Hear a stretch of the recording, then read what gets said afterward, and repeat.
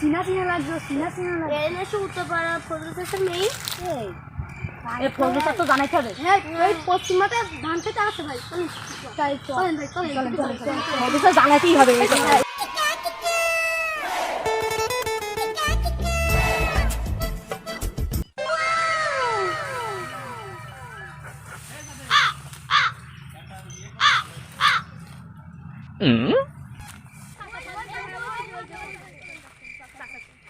চাচা কি করছো তুমি?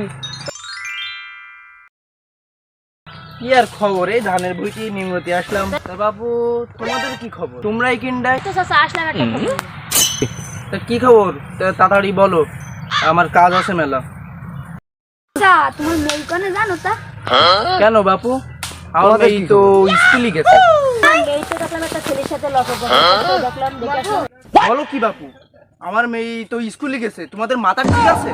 আমার মাথা ঠিক আছে, তোমার মেয়ে বলো, আমি প্রমাণ দিয়ে দিচ্ছি তোমার মেয়ে কি করছে। তা তোমরা যখন বলছো হাতে তো মেলা কাজ, তা বলছো যখন চলো। এসো তাহলে, তাড়াতাড়ি এসো তাহলে।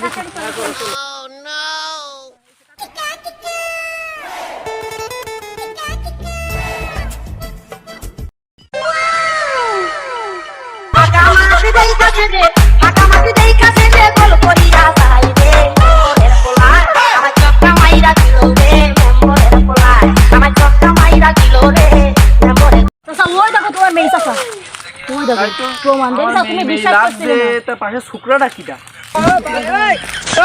চাচা চলো চলো।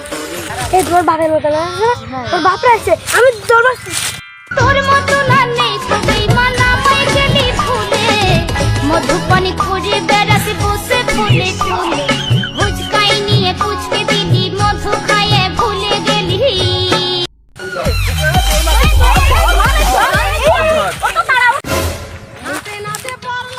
তুই কেন কি করছিস? কেন তোর না স্কুলে যাওয়ার কথা, তুই কেন কি করে?